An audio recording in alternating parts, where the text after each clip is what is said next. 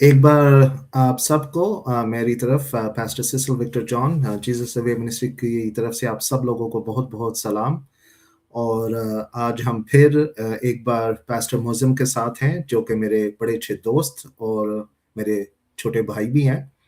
और हमने एक पहला सेशन किया था, जो कि हमने एक पाकिस्तान में एक हॉट इश्यू चला था, उसके ऊपर किया था। लेकिन आज जो है हम एक बहुत ही इम्पोर्टेंट टॉपिक पे बात करेंगे, जो कि क्रिसमस के हवाले क्रिसमस की स्टोरी होगी। लेकिन उससे पहले मैं ज़रा पास्टर मुअज़्ज़म का थोड़ा-सा इनका तारुफ करा दूँ और ये कुछ अपने बारे में ये आपको बताएँगे। पास्टर मुअज़्ज़म जो है ऑफ कोर्स पाकिस्तान से हैं और यहाँ पर अमेरिका में हैं। और ये एक मिनिस्ट्री चला रहे हैं, जो कि एक प्रोग्राम पाकिस्तान में इंट्रोड्यूस कर रही है, जो कि एजुकेशन से रिलेटेड है। और उसके ऊपर इन्होंने काफ़ी काम किया है और अब वो इस स्टेज पर पहुँचा है कि जहाँ पर अब ये उसको लॉन्च करने वाले हैं। तो मैं इनसे दरख्वास्त करूँगा कि ये थोड़ा-सा अपने बारे में बताएँ और थोड़ा-सा अपनी मिनिस्ट्री और उस प्रोजेक्ट के बारे में प्लीज़ बताएँ। तो पास्टर साहब ज़रा आप बताइएगा ज़रा नाज़रीन को।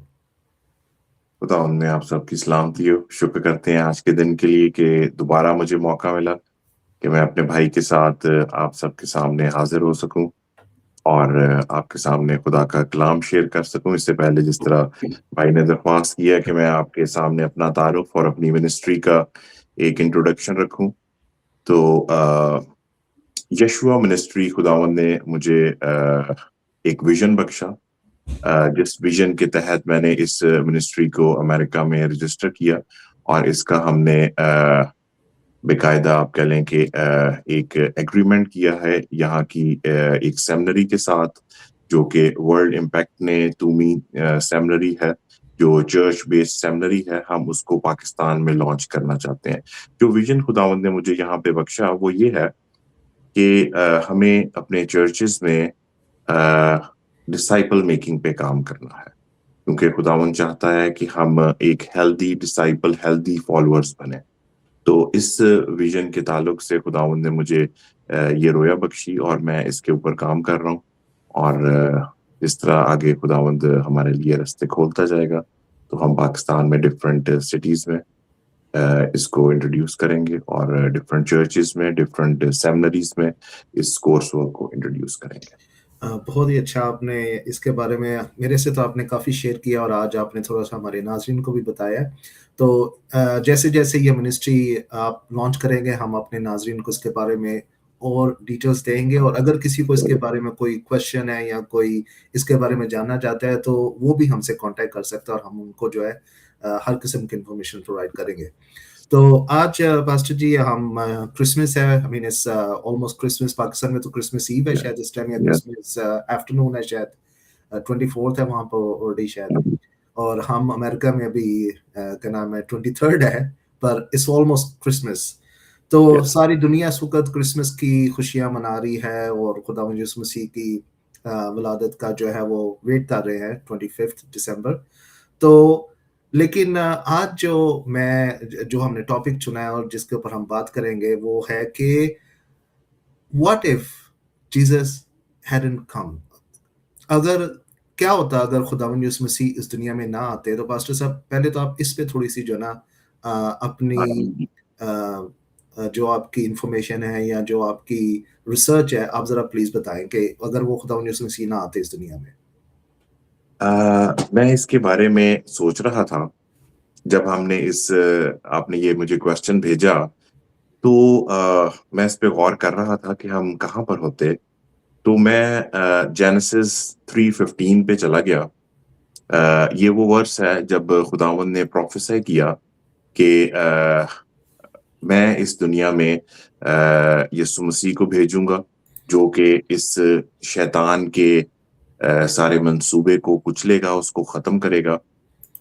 तो मैं इस पे गौर कर रहा था कि हम शायद जेनेसिस 3:15 से पीछे होते। तो जब मैंने इस बात पे गौर करना शुरू किया, तो मेरे सामने 7 पॉइंट्स आए और वो 7 के 7 पॉइंट्स आज मैं अपने नाज़रीन के सामने रखूँगा कि अगर यीशु मसीह दुनिया में ना आते तो हम कहाँ पर होते? पहला पॉइंट है कि हम गुनाहों की गुलामी में होते, स्लेवरी ऑफ सिन में होते। दूसरा है कि हम मौत के हवाले होते हैं, क्योंकि गुनाह की मजदूरी मौत है। रोमियो 6:23 में जो बात लिखी है, हम नाफरमानी के फर्जंद होते हैं, हम नंगे होते हैं। जैसे जब उन्होंने फल खाया तो उनको इस बात का एहसास हुआ कि हम नंगे हैं। पांचवी बात है कि हम आज भी उस नॉलेज के दरख्त से ही खा रहे होते हैं। छठी बात है कि जो डोमिनियन खुदा ने हमें बख्शा था, आदम को खुदा ने जो डोमिनियन बख्शा था, वो हमसे छिन गया, क्योंकि जब फॉल हुई तो वो शैतान के सुपुर्द हो गया। वो प्रिंस ऑफ द वर्ल्ड बन गया, प्रिंस ऑफ द एयर। और सबसे इंपॉर्टेंट बात, सातवां पॉइंट ये कि हम खुदा की प्रेजेंस से आज भी बाहर होते हैं। तो ये वो 7 बातें हैं जो मैं समझता हूं कि अगर यीशु मसीह ना आते तो हम उस हलाकत में होते, हम गुनाहों की गुलामी में होते, हम नाफरमानी के फर्जंद होते, हम आज भी नंगे होते, स्पिरिचुअली नंगे होते। हमारे से जो डोमिनियन छिन गया था वो आज भी हमें यीशु मसीह में जो हासिल होता है। दोबारा मैं अब इसकी तरफ आऊंगा कि चूंकि यीशु मसीह इस दुनिया में आ चुके हैं, उस कफारे को अदा कर चुके हैं, तो क्या हुआ? इन 7 के 7 पॉइंट्स को हम यीशु मसीह में अब देखते हैं। पहली बात, यीशु मसीह में हमें Romeo 6:22 freedom from the slavery of since. दूसरी बात, रोमियो 6:23 जो मैंने आयत बोली कि गुनाहों की मजदूरी मौत है, तो उसका दूसरा हिस्सा ये है कि यीशु मसीह में हमेशा की जिंदगी है। तो यीशु मसीह में हमें हमेशा की जिंदगी मिलती है। यीशु मसीह इसलिए दुनिया में आया कि हमें हमेशा की जिंदगी, इटर्नल लाइफ दे सके। और तीसरी बात, ओबीडियंस। जैसे एक आदम किए नाफरमानी से सारी इंसानियत जो है गुनाहगार ठहरी, उसी तरह यीशु मसीह की कमाल फर्मा बरदारी से सारी इंसानियत रात पास ठहरती है। और चौथी बात, जो मैंने आपको नेकेड कहा कि हम गुनाह की वजह से नंगे हो गए, तो यीशु मसीह ने क्या किया? यहाँ पे मैं यसाया 61:10 कोट करूंगा कि उसने हमें निजात के कपड़े ओढ़े हैं। और यही मैं देखता हूं कि मुशर्रफ बेटे की स्टोरी में जब वो निजात पाता है, बाप उसको गले लगाता है, चूमता है, तो कहता है कि वो रोप ऑफ राइचियसनेस लाओ, वो इसको पहनाओ। तो आज हम यीशु मसीह की रास्तबाजी को ओढ़े हुए हैं। जब क्योंकि हम तो अभी भी गुनाहगार हैं, हम तो अब भी गुनाह करते हैं, हम तो अब भी डिफरेंट सिचुएशंस में डिफरेंट, बल्कि हर रोजमर्रा की जिंदगी में हमसे गलतियां सरजद होती हैं। लेकिन जब हम खुदावंद के हजूर आते हैं, जिस तरह अभी आप और मैं आए हैं, तो we are wearing the robe of righteousness. हमारे ऊपर वो कवरिंग है, खुदा ने हमारे उस नंगेपन को ढांप दिया है। तो ये यीशु मसीह के आने से हुआ है। पांचवी बात को देखें कि जब हम यीशु मसीह में आते हैं तो वो रेवलेशन 2:7 में, मुकाशफा 2:7 में कहता है कि मैं तुम्हें जिंदगी से के दरख्त से खाने को दूंगा। और छठी बात कि यीशु मसीह में जितने यीशु मसीह में हैं, उन पे सजा का हुक्म नहीं है। उनको वो इख्तियार जो यीशु मसीह ने हासिल किया, जो यीशु मसीह के पास है, जो उसने अपनी उस सैक्रिफाइस से, उस कमाल फर्मा बरदारी से खुदा ने उसके नाम को ऊंचा किया, सब चीजें उसके ताबे कर दी, वो हमें डोमिनियन यीशु मसीह में वापस मिलता है। और सातवीं बात, सबसे इंपॉर्टेंट बात, कि वो रिलेशनशिप जो खुदा बाप से टूट चुका था, जो हम उसकी प्रेजेंस से बाहर निकल चुके थे, यीशु मसीह जब इस दुनिया में आया तो वो रिलेशनशिप रिस्टोर हो जाता है। आज आप और मैं जो हैं, वो उसका मक़दस है, उसका रूह हम में बसता है। तो ये वो बात है कि जो यीशु मसीह दुनिया में आया, इसलिए आया कि हम ज़िंदगी पाएँ और कसरत की ज़िंदगी पाएँ। आमीन।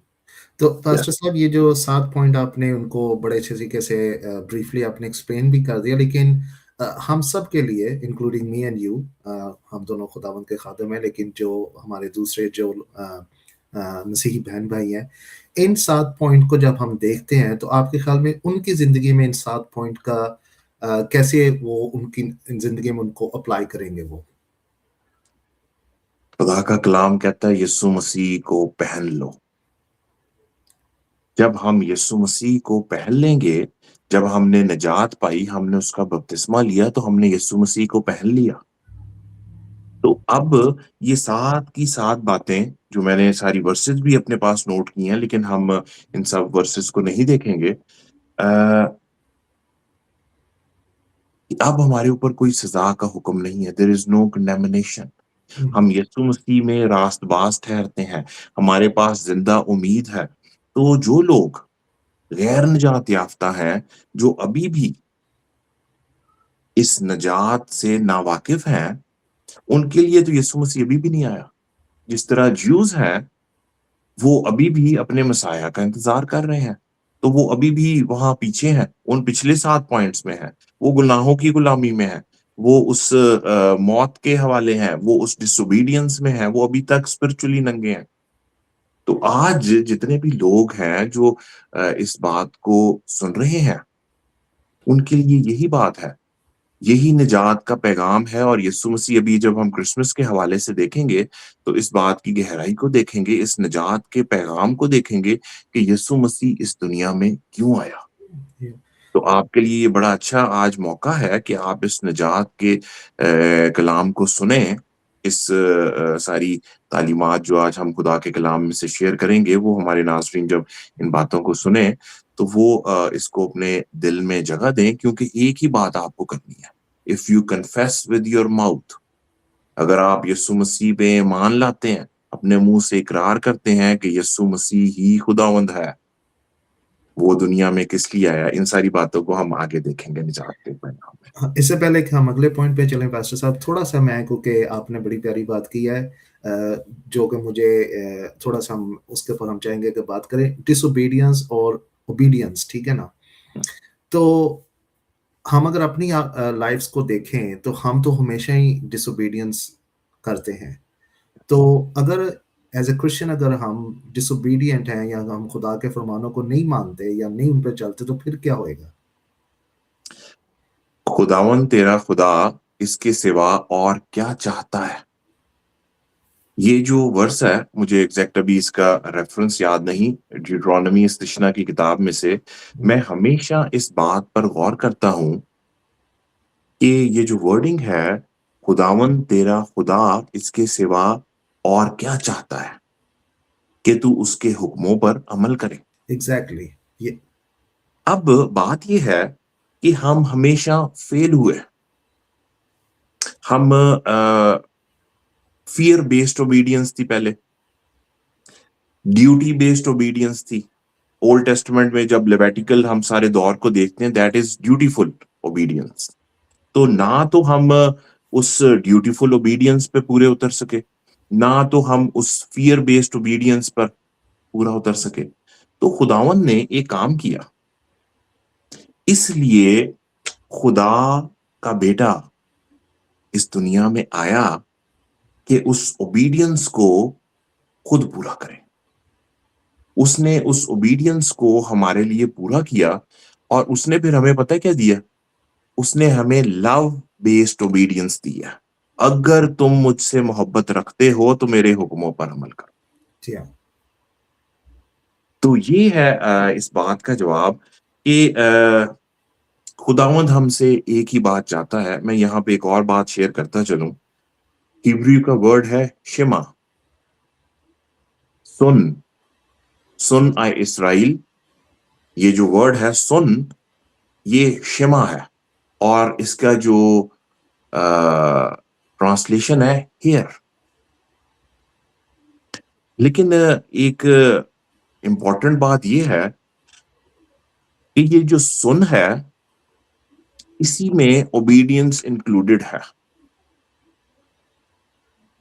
तो जब हम कहते हैं शिमा लाइफस्टाइल, तो इसका मतलब ये है कि जो खुदा का कलाम तूने सुना है उस पे तूने अमल करना है, जी हाँ, क्योंकि हिब्रू में ओबीडियंस पे कोई वर्ड नहीं है। जी हाँ। और इसमें मैं थोड़ा-सा ये भी ऐड करना चाहूँगा अपने नाज़रीन के लिए कि आपने ओबीडियंस की बड़ी अच्छी डेफ़िनेशन वो की है। तो खुदा ने जो हमें जो कमांड्स दिए हुए हैं, काफ़ी दिए हैं, कुछ जो भी है नहीं, और सबसे जो मेन कमांड है कि love others as you love yourself, ठीक है? और उसका मतलब जो जो मैं समझता हूँ कि वो ये है कि वो ये नहीं कि जो आपके रिश्तेदार हैं, आपके बहन-भाई हैं, लेकिन आपके जो नेबर्स हैं, आपके जो कलीग्स हैं, उनके साथ आप मोहब्बत करें। और सबसे बड़ी इसमें पास्टर साहब ये बात है कि खुदा ने जो कहा है कि ये चीज़ें आपने अपनी ज़िंदगी में नहीं करनी। तो हमारे साथ प्रॉब्लम ये होता है कि हमारी ज़िंदगी में जैसे कोई प्रॉब्लम आ जाता है, कोई फाइनेंशियल प्रॉब्लम आ जाए, कोई फैमिली का लॉस हो जाए, तो हम जो है हम फ़ौरी तौर पे जो है ना डिस्ट्रैक्ट हो जाते हैं, और हम खुदा के हुक्म को जो है ना वो नहीं मानते उस टाइम। हम सोचते हैं कि मैं जो है ना मैं सबसे बड़ा मैं समझदार इंसान हूँ। तो लेकिन खुदा कहता है कि मेरे हुक्मों को मानो। तो अगर हम उसके हुक्मों को मानेंगे तो ये सारी चीज़ें हमें मिलेंगी, लेकिन अगर हम नहीं मानेंगे तो फिर खुदा जो है वो हमें कहेगा कि ठीक है, जो तुमने करना है वो कर लो। जो आदम और हव्वा ने भी वही किया कि उनको एक ही हुक्म था कि इस दरख्त का फल ना खाओ, और उन्होंने वही किया जो खुदा ने कहा था कि ना करो। इसको कहते हैं स्पिरिचुअल ग्रोथ। खुदावन चाहता है कि हम हमेशा बच्चे ही ना बने रहें, हम स्पिरिचुअली ग्रो करें। जी हाँ, तो इफिसियों 5 नहीं, रोमन्स रोमियो 5वां बाब उसकी 3री आयत, कि जब भी सफरिंग्स हमारे पर आती हैं तो खुदावन चाहता है कि उन सफरिंग से हम मैच्योर हों, हम पुख्तगी हासिल करें। क्योंकि मैं समझता हूं कि जब एक नॉन बिलीवर पर मुश्किलात आती हैं, उसके ऊपर सफरिंग्स आती हैं, तो वो एक दुनियावी बात है। लेकिन जब खुदा के लोगों के ऊपर, ईमानदारों पर जब सफरिंग्स आती हैं, तो खुदा की ग्लोरिफिकेशन होती है। हम एक स्टेप आगे बढ़ जाते हैं। क्योंकि इन सफ rejoice in your sufferings, Romans 5:3 में जो बात लिखी है कि खुदावंद हमें जो बात सिखा रहे हैं कि रिजॉइस इन योर सफरिंग्स, क्योंकि ये क्या होता है इससे, they bring endurance, they bring patience in us. इससे हम मेच्योर होते हैं। और खुदावंद चाहता है कि हालात जैसे भी हों, फाइनेंशियल हालात, फाइनेंशियल मुश्किलात हो या कोई भी गमी हो, तो हम खड़े हो के प्रोक्लेम यही करें दैट गॉड इज गुड। हाँ, क्योंकि हमारी ज़िंदगी जो है वो जिस तरह आपने कहा आम लोगों से जो कि नॉन बिलीवर है, या जो कोई खुदा यीशु मसीह पर ईमान नहीं रखता, हमारी ज़िंदगी उनसे मुख्तलिफ होनी चाहिए। हमारी ज़िंदगी में नज़र आना चाहिए कि हम वाक़ई खुदा के लोग हैं, और उस पर हम उसके हुक्मों पर अमल कर रहे हैं। तो इसमें मैं एक छोटी-सी एक स्टोरी आपसे पास्टर साहब शेयर करूँगा, और जी ये जी मेरी नहीं है, ये किसी पास्टर ने की थी, लेकिन मैंने उसमें अपना थोड़ा-सा ऐड किया है कि आपने जहाज़ में सफ़र किया होएगा, जी जी। तो जब वो टर्बुलेंस होती है तो उस टाइम कैसा फ़ील होता है? फील, थोड़ा-सा डर हाँ, आता है ना? थोड़ा सा फियर आता है कि ये हाँ, क्या होने और लगा है, ख़ासतौर पे थोड़ा जहाज़ जब खैर करें। बोर्ड हाँ का जी। ऊपर-नीचे होता है, तो हम्म। इंसान उस टाइम दुआ भी करनी शुरू कर देता है, और क्या नाम है, बड़े-बड़े वादे भी करना शुरू कर देता है कि खुदा मुझे बचा ले, मैं जो है ना तेरे सारे हुक्म जो है ना उन पे मानूँगा, चलूँगा। लेकिन जब वो टर्बुलेंस हो रही होती है पास्टर साहब, और आपने सीट को बड़े ज़ोर से पकड़ा होता है कि मैं कहीं गिर ना जाऊँ, राइट? लेकिन जब कैप्टन जो उसका जो होता है, जो जहाज़ का होता है, जब उसकी आवाज़ आती है हमें कि हम टर्बुलेंस में जा रहे हैं, लेकिन everything is okay and I am in control, और बड़ी जल्दी हम इस टर्बुलेंस से अगले 5 या 10 मिनट जो भी वो टाइम देता है उसमें निकल जाएँगे। जब आप उसकी बात सुनते हैं तो आपको नेचुरली तौर पर आपको एक ना सुकून हो जाता है कि यार ठीक है, सारा कुछ ठीक है, राइट? बिल्कुल बिल्कुल ऐसे ही तो है। मेरा सवाल ये है अभी अपने नाज़रीन से और आपसे भी, खुदावंद यीशु मसीह जब हमें इतने ज़्यादा प्रोमिसेस उन्होंने किए हैं कि do not fear, I am with you till the end, ठीक है ना? I am the alpha and omega, मैं ज़िंदगी का क्या नाम है, I am the living bread, ठीक है ना? इतनी ज़्यादा चीज़ें उन्होंने हमें, यानी कि वो गारंटी एश्योरेंस दी है, तो फिर हमें किस चीज़ का डर है पास्टर साहब? मुझे ये चीज़ ज़रा प्लीज़ बता दें आज। मैं आपके साथ एक स्टोरी मैं भी शेयर करता हूँ, हुँ, लेकिन हुँ। मैं बाइबल में से शेयर करता हूँ हुँ, हुँ। कि जब तूफान आया हुँ, और यीशु मसीह पानी पर चलते हुए आ रहे थे, हुँ, हुँ। तो पतरस ने कहा मैं भी आऊँ। हुँ, हुँ। यीशु मसीह ने कहा, हुँ, तो हुँ। वो चलता हुआ यीशु मसीह की तरफ बढ़ा, हुँ, हुँ। लेकिन फिर उसकी अपनी सराउंडिंग में, अपनी सिचुएशन पर उसकी जब ख्याल गया, तो वो हुँ, पानी में डूबने लगा। डूब गया, जी हाँ। अब इस स्टोरी से ना हमें ये बात समझने की है कि पीटर ने किया क्या? अब एक मछेरा जो है, जो फिशरमैन है, वो स्विमिंग जानता है, वो स्विम करके बोट की तरफ जा सकता था। लेकिन उसने क्या किया, उसने अपनी नज़रें यीशु पर टिकाईं और यीशु की तरफ हाथ बढ़ाया कि मुझे बचा। सिर्फ फ़र्क इतना ही है, हमें इस बात को सीखना है कि हमें स्विमिंग नहीं करनी। हमें हमारा फ़ोकस यीशु मसीह पर होना चाहिए, हमारी नज़रें जो हैं, वो यीशु मसीह पे टिकनी चाहिए। तो फिर जब हम उसकी तरफ हाथ बढ़ाएँगे, तो वो हमारा हाथ थाम के हमें उस मुश्किल में से निकाल लेगा। बड़ी प्यारी आपने बात की है। ये यही यानी कि मैसेज होना चाहिए सबके लिए कि आपने जिस तरह कहा कि इट डज़न्ट मैटर आपकी ज़िंदगी में किस किस्म का प्रॉब्लम है, चाहे वो फाइनेंशियल प्रॉब्लम है, चाहे वो आपके फैमिली प्रॉब्लम है, रिलेशनशिप प्रॉब्लम है, लेकिन आपका जो फ़ोकस है वो खुदावंद यीशु मसीह पर होना चाहिए, और जब आप उस मुश्किल में फँसे हों, तो आप उसकी तरफ जब अपना हाथ करेंगे, तो वो आपको जो है ना वो बचा उसमें लेगा। से बचा लेगा। यही फ़र्क है। बड़ा ही खूबसूरत गीत है आरिफ भट्टी का, कंडे आज हाथ पाके मैनू कढ़िया है, जी हाँ, तू ही हो तसल्ली मेरी। जी हाँ। तो अगर हम ये इस चीज़ पर अगर हम सारे चलें, मसीही जो हम सारे हैं, तो मेरा ख़्याल है कि हमारी ज़िंदगी में से काफ़ी जो परेशानियाँ वो कम हो जाएँगी, बल्कि कम क्या हो जाएँगी, ख़त्म हो जाएँगी। लेकिन मसला वो है, वहाँ पर आ जाता है कि हम अपने तौर पे कोशिश करना शुरू कर देते हैं कि मैं जो ना मैं इसको सॉल्व कर लूँगा, लेकिन वो कभी नहीं होता। अ, खुदा के कलाम में एक वर्स है, मैं हुँ, उसका मीनिंग आपके साथ शेयर करता चलूँ। अ, ये बहुत बार हमने वर्स पढ़ी है, हुँ, हुँ। ज़बूर की किताब, उसकी 20वाँ ज़बूर, ज़बूर 20, और उसकी कौन-सी आयत है, मैं अभी देख के आपको बताता हूँ। प्रोबेबली 7 है।